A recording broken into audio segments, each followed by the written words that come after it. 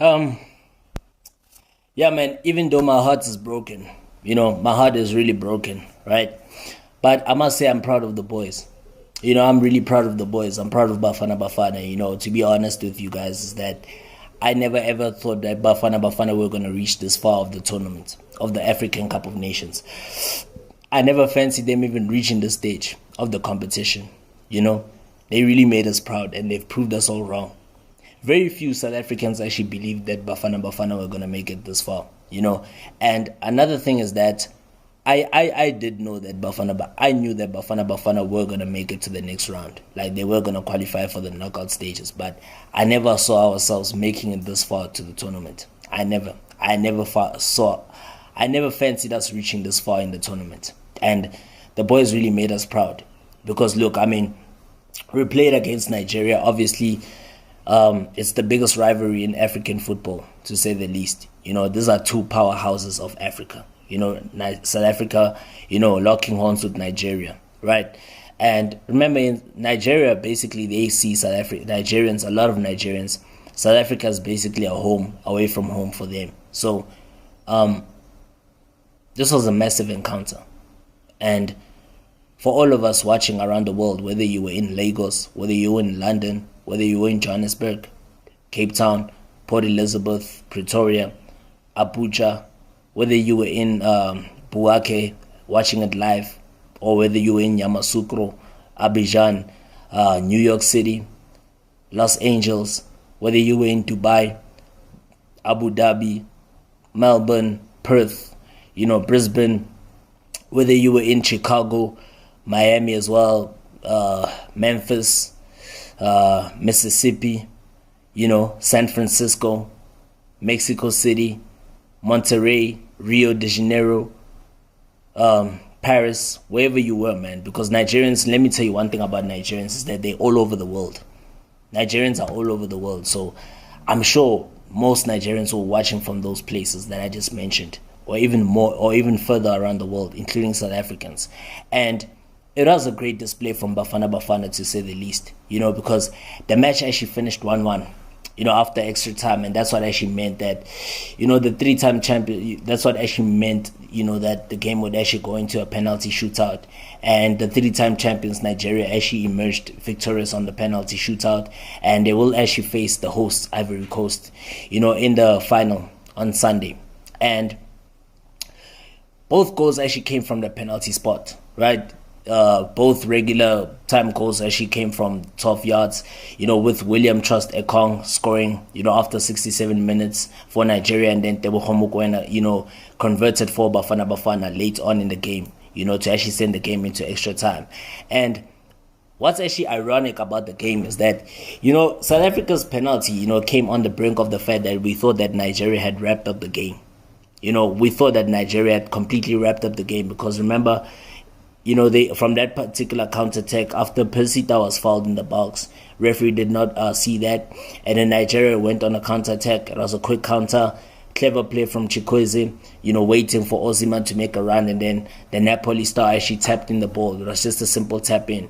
But then, you thought the game was done and dusted at 2-0, right? There was no way back for Bafana Bafana from that particular moment onwards. But I guess you need to always, thank VAR. The video assistant referee, it might interfere with the game, but it's very helpful. It ensures that there is justice in football because remember now, had it not been for VAR, South Africa would never have gotten that penalty and actually, gotten a chance to actually make a way back into the game because Percy Tau had been completely fouled in the box. That's a penalty. You can't dispute that. And from that particular moment in time, South Africa could have won that game in added time. Teboho Mokoena had a brilliant free kick. He had a brilliant free kick from like 40 yards, and it was saved by Chipper United goalkeeper Stanley Nwabali. But Khuliso Mudau, but look, he's a defender. I guess we gotta forgive him. We gotta forgive Khuliso Mudau. He's a defender, ladies and gentlemen. He's a defender. I think he was not expecting that one, but had he converted that one, that would have been history for Bafana Bafana. History could have been made. And remember now, with that being said, is that South Africa now even finished the game with 10 men. I mean, credit goes to Grant Kekana because Terem Murphy was thrown goal. Terem Murphy was thrown goal. He could have actually scored that one. He was thrown goal, one-on-one with Ronald Williams. So Grant Kekana took one for the team. Give a shout out to Grant Kekana. Give a shout out to him. He took one for the team. And he was actually sent off just like 5 minutes away from time. So that was actually perfect for us. South Africa just had to defend the rest of the game and actually ensure that the game goes to a penalty shootout and actually fancy their chances. And what also could be said and could be noticed is the fact that Nigeria actually entered the match with a perfect record against South Africa, And remember, Nigeria and South Africa have played 3 times against one another, and Nigeria have emerged victorious on all 3 occasions. And they've got an aggregate score of 8-1 over South Africa. Remember, the Super Eagles beat Bafana Bafana, 2-0 in 2000 in a semi-final clash at this stage of the competition, and they also defeated them 4-0 in a group stage match 4 years later in Tunisia, and then they defeated them 2-1 in a 2019 quarterfinal clash in Egypt. And again, the Nigerian coach, Jose Pizarro, he only made one change to the team that beat Angola 1-0. He brought on Osai Samuel for the left back, Saidu Sanusi, who did not train on the eve of the match. And star Napoli forward, Victor Osimhen, he started for the 3-time champions after recovering from an abdominal discomfort, that delayed his arrival in Bouake from Abidjan. And we actually saw that happening. He had a problem with his abdomen, with his abs in the game. We saw that happening several times, but it was nothing too serious. And, luckily, Nigeria were able to avoid another Osimhen scare, because we saw some Nigerians in the stadium, they demonstrated their support for Victor Osimhen, actually wearing replicas of the protective, facial mask that he still dons, 3 years after suffering an eye socket injury. And the Belgian-born coach, South African coach, Hugo Boss, also made one change after the victory on penalties over Cape Verde, with central defender Sianda Kulu, being recalled, and then Tapo Morena was dropped to the bench. And South Africa had an equal number of shots on goal, but more on target and greater possession, right? And actually forced more corners in a tense, lively opening half. But barely a minute after kickoff, reigning African Player of the Year, Osimhen, knelt clutching his abdomen once again, but he continued after treatment and worked tirelessly. Osimhen, even if he's not scoring goals, you just gotta commend him for his work ethic. He's got insane work ethic, and he caused problems to that Bafana defense, man. He caused so much problems. He's the one who actually won the penalty for Bafana. For Nigeria, I meant to say, because Motobi Mvala fouled him in the box. I mean, that was great play from Samuel Chikwezi, super sub coming off the bench, setting up Victor Osimhen, and what a great run by the Napoli star. He did so well to actually hold on to the ball, get into the box, and actually force a foul out of the Mamelodi Sundowns defender who brought him down, and that was a clear penalty for Nigeria. Remember, this is the second time in the tournament that Motobi Mvala concedes a penalty. Remember, he also conceded a penalty against Morocco, and luckily, fortunately for South Africa, it was missed by Achraf Hakimi, the PSG right back. And remember, when the pre-match favorites Nigeria were awarded a free kick, Sami Ajay headed tamely, and goalkeeper Ronald Williams, who saved 4 penalties against Cape Verde. On the side of Bafana, Percy Tau did have a couple of half chances for South Africa, but it was just a tame effort. You'd expect a Percy at his best to actually hit that with power and actually find the back of the net. And another chance that he had, on another half chance that he actually blew, was the fact that it was just a heavy first touch, that actually let him down, And from that particular moment in time, we saw the game being pretty even. What we even saw is that even Nigeria goalkeeper, the Chipper United goalkeeper, who's actually who's actually being targeted by South African giants Amakosi, Kaizer Chiefs, Stanley Nwabali, he actually produced a one good hand save, to actually foil Evidence Mahopa as the halftime approached, right? With Mahopa, that was a brilliant shot. You could see what he was trying to do. He was trying to curl it, you understand? And it was just read well by, Nwabali, right? It was actually a great one-hand parry to actually foil Evidence's Mahopa's shot, right? And with the Super Eagles in the ascendancy, right? the deadlock was eventually broken. We thought our hearts would be broken as South Africans. Remember Motobi Mvala, he fouled Osimhen, and then Captain Trust Ekong, converted the penalty. So it's actually the second time again that Nigeria, get a penalty at this tournament. Remember, it was won by Osimhen in that group stage win over the host Ivory Coast, who will when they will be meeting again in the final. Remember, it was against the host Ivory Coast when Osimhen won the penalty, and it was converted by the captain Trust Ekong, right? And this is the second time it happens, and from that particular moment in time, we saw South Africa actually getting into the game more, wanting to force that equalizer. Makgopa fired wide narrowly, with only just 15 minutes remaining, as Mzansi chased an equalizer in the central Ivorian city, Bouake. Remember, Bouake is a city in central Ivory Coast, right? But I must say, give credit to Bafana Bafana and give credit to Ronwen Williams, because Ronwen Williams made a brilliant save in extra time, actually denying Lookman. Ademola Lookman was a menace to that South African defense. He nearly got his fourth goal of the tournament. Remember when he hit that shot, and then you could see it was from an angle, and then great save by Ronwen Williams, because that was actually going in, and that was a great one-hand save, firm save from the Mamelodi Sundowns shot stopper. But once again, congratulations to Nigeria as they do progress to the final once again, and where they will be facing their West African rivals, Côte d'Ivoire, in Abidjan on Sunday, on the 11th of February 2024. And as for Bafana, they will have to settle they will have to challenge for third place as they face the Democratic Republic of the Congo in a third place, fourth place playoff game, which will be taking place on the 10th of February in Abidjan at the Felix Obiang Stadium, just not very far from the Olympic Stadium in Abidjan. So, yeah, redemption for Bafana, and congratulations once again to them, because they did so well. They did very well, and give credit to them, right? Despite the fact that we missed two penalties, Makgopa and Tebogo Mokoena did miss from the penalty spot, and Leicester City forward Kelechi Iheanacho was the one who won the game for Nigeria on penalties. He scored the winning penalty. But again, it was a team penalty from Evidence Makgopa. But I guess you can't blame him. Let's not fault the boys. They did well. They actually gave it their all. And congrats to them, man. They've just inspired some hope. They've made us proud as a nation. Congrats, gents. Salute. Okay. So, Ivory Coast will be meeting Nigeria for the second time in this tournament, right? Ivory Coast won by a 0-0 against the resilient Congo side. To be honest, in that second semi-final game between Ivory Coast as well as the Democratic Republic of Congo, what I can tell you guys is that, the Democratic Republic of Congo did put up a fight. Remember, the Democratic Republic of Congo, they've also won the African Cup of Nations twice, right? The last time they actually secured victory at the AFCON was 50 years ago in 1974. That was the last time they clinched the AFCON title.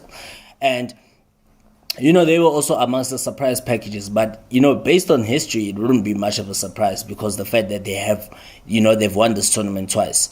And look, obviously coming into this one, the hosts were the likely opponent to actually progress to the final.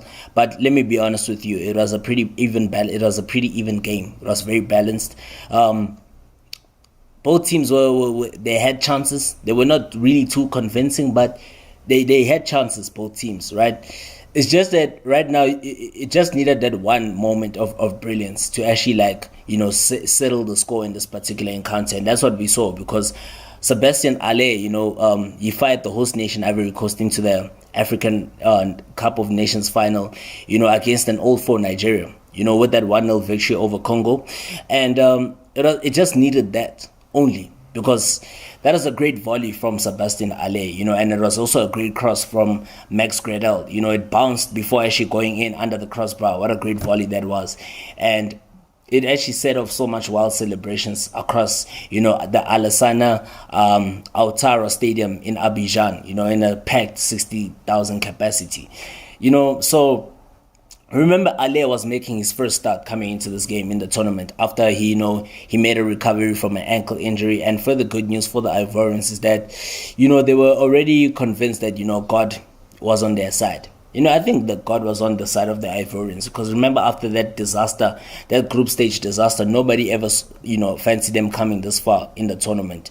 Remember, following that 4-0 defeat to Equatorial Guinea, none of us actually fancied Ivory Coast coming to this far in the tournament, and it was highly unlikely.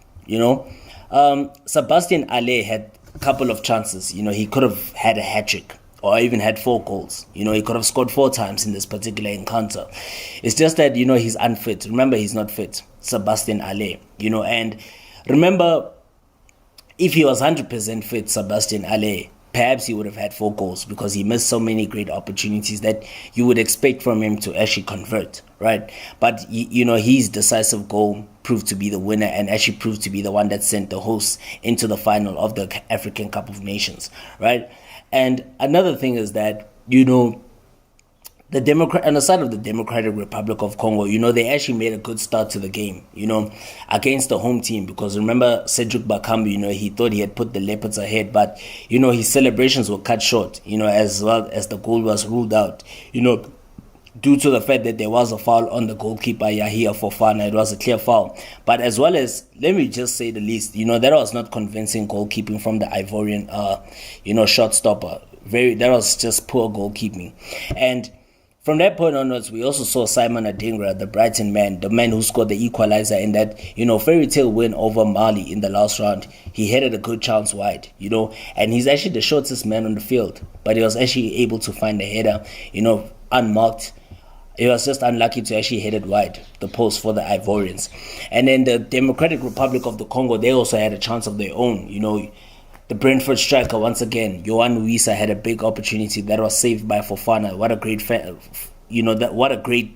save that was by Fofana. As well as that was also a great shot, by, Wissa. And, Ale has become a fan favorite for the Ivorians. He's actually a fan favorite for the Ivorian faithful.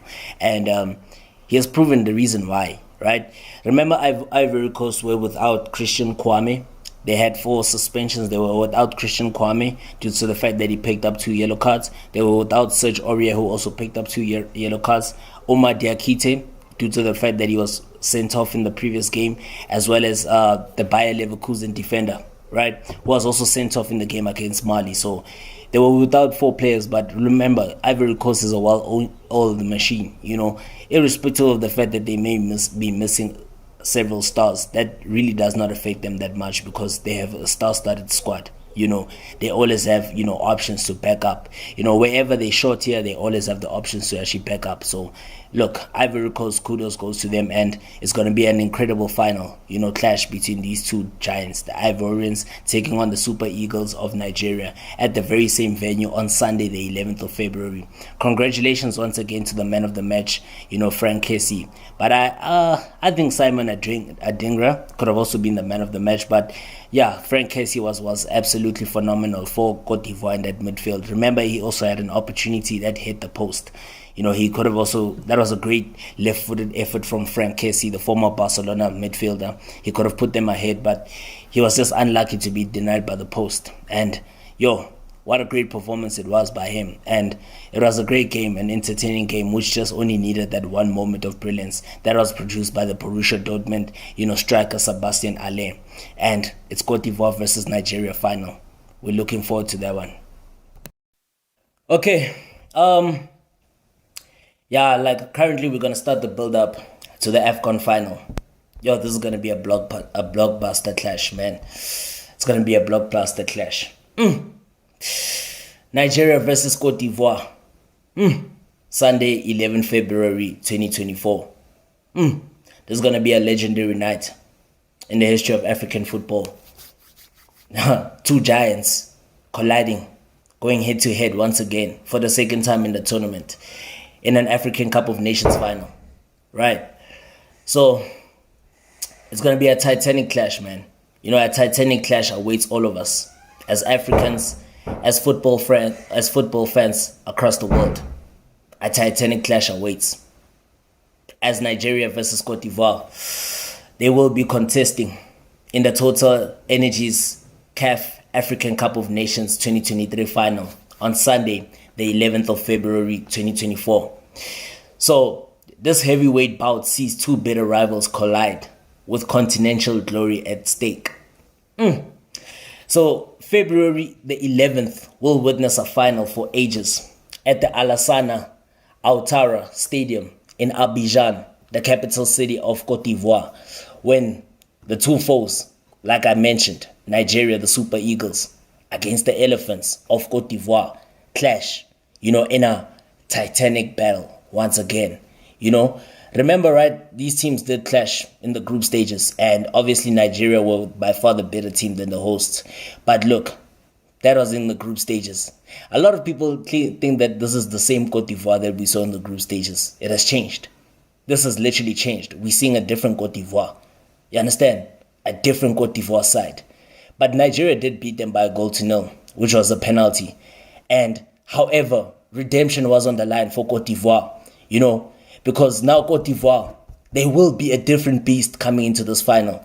And Nigeria know preventing the Elephants from winning a third AFCON on home soil represents their toughest test. Because look, Nigeria, you're not only playing against the players on the field, you're playing against the 12th man, which is the supporters as well, who will be overwhelmingly out. You guys, as the Super Eagles of Nigeria, you guys will be outnumbered. Not just in terms of on the field of play. Yes, on the field of play it will be 11 versus 11, but you are going to get outnumbered due to the 12th man. And the 12th man provides the team with a major advantage. That's what happened to Ivory Coast in this tournament. For the Nigerian manager, Jose Pizarro, outwitting Côte d'Ivoire boss Emers Faye will be key, because Pizarro's tactical nose guided Nigeria past South Africa in a penalty shootout thriller on Wednesday's first semi-final. But Faye also showed grit to overcome the Democratic Republic of Congo 1-0 in the semi-finals. As well as much will depend on the battle between Pizarro and Faye on the touchline. On the pitch, the stars will shine under the lights of the Abidjan. Under the lights of Abidjan, the stars are going to shine. Guess who Côte d'Ivoire possesses? Nicolas Pepe, Sebastian Haller, Frank Kessie, Christian Kwame, Simon Adingra. Think about that. Serge Aurier will be back from suspension. Oumar Diakite. Max Gradel. Think about those players, man. Seko Fofana. Ibrahim Sangare. Nigeria. Victor Osimhen. William Trust Ekong. Ademola Lookman. Alex Iwobi. Moses Simon. Kelechi Iheanacho. Terry Murphy. African stars, ladies and gentlemen. African stars will be battling for supremacy. Which African stars will actually reign supreme? Whoever prevails, in African football is the ultimate winner. Because this particular clash between the two giants, between the two West African giants, it reaches a fitting crescendo with two heavyweights fighting for continental glory once again. Didier Drogba, of course, we expect him to be in the stands, rooting for Côte d'Ivoire. We expect him to be in the stands. We do, right? And again, remember Côte d'Ivoire, they last won it in 2015. Nigeria last won this tournament in 2013 on South African soil. So who will emerge victorious between these two giants? Give me your predictions, ladies and gentlemen. Just give me your predictions. It is going to be a great encounter. It is going to be a fierce rivalry between these two sides, these heavyweights, these giants. I'm looking forward to this one. I hope you are as well. I hope you are.